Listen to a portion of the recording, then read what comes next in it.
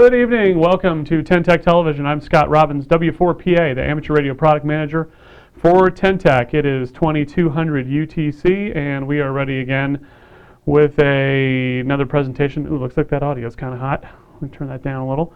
Another presentation on ham radio, ten-tec products, etc.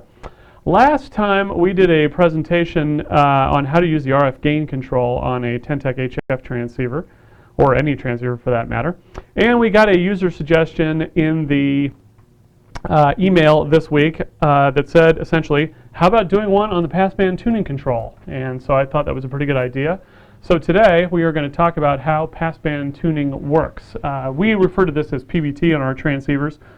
Some of our competitors have called it IF shift over the years. Essentially, it is a filter function. I'll explain the difference between bandwidth and passband tuning and how each of these is used on a typical HF transceiver.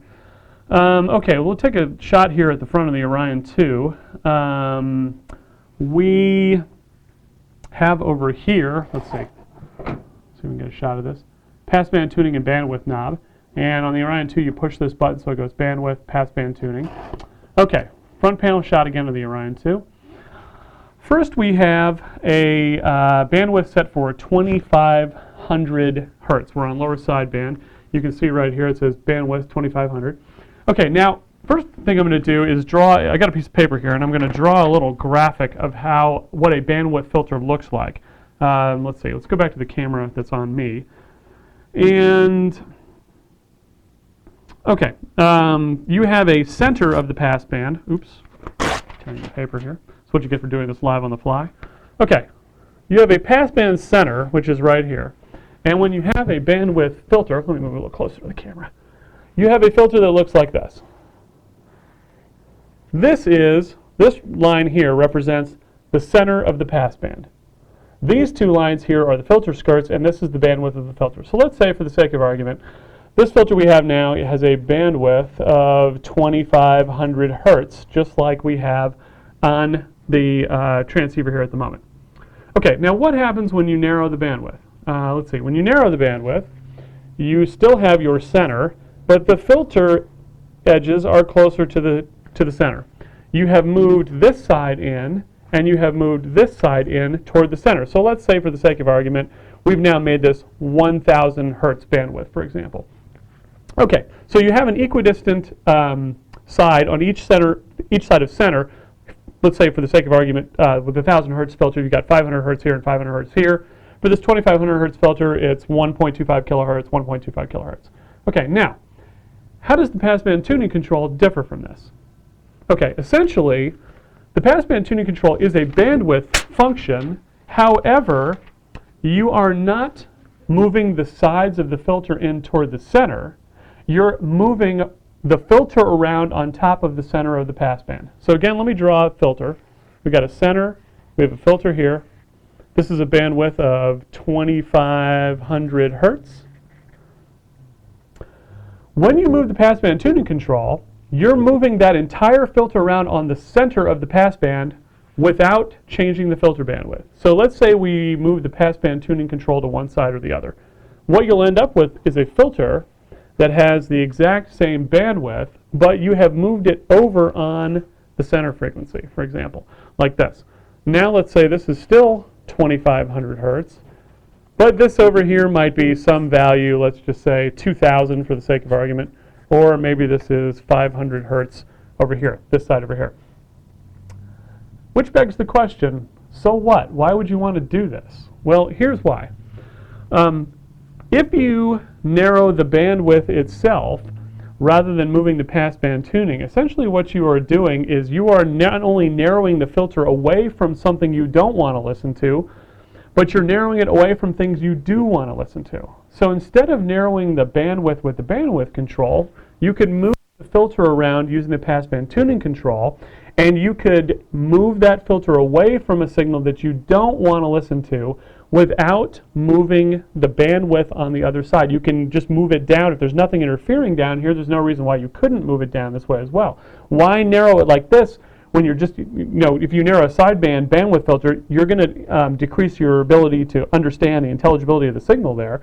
Why not just move it over so you have, instead of, let's say, narrowing this to 1800, for example, over here and just move this filter like this.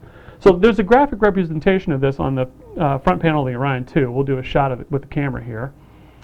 And on the front panel, you can see we've got a little graphic right here that represents this. Okay, now right now I've got this on bandwidth, and as I tune the bandwidth control downward, you can see that the whole filter just narrows down. Simple as that. Now, let's go back here to 2500 hertz. When I switch to the passband tuning control, watch what happens with the graphic. The filter is moving away across the center. You see this little red line here? This little red line represents the center of the filter bandwidth, and it is moving back away from it. Now you can see what we have done here essentially is I moved this entire filter all the way across from where we had started with, so probably at this point, get a little receiver audio here. You probably really won't hear much of anything.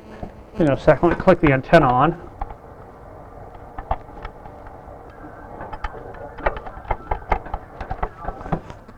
Okay, let's try to tune a signal in here.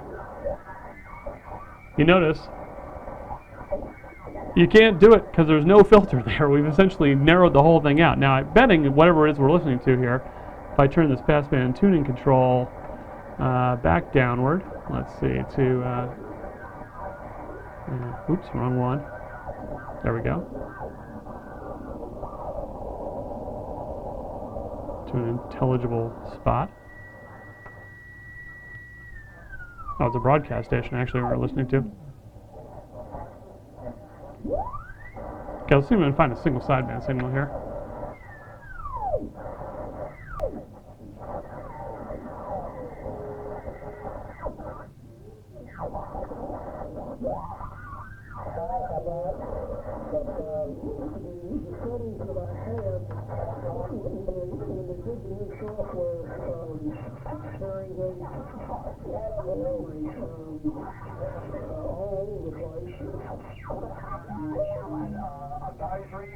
Tomorrow afternoon at 7 a.m. this morning. Okay, so we're going to narrow the bandwidth here. 21.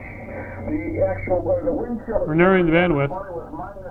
Now it's kind of, we get down to 1700 hertz, it's getting a little hard to understand what the guy's saying. Instead, let's go to passband tuning. Look at this.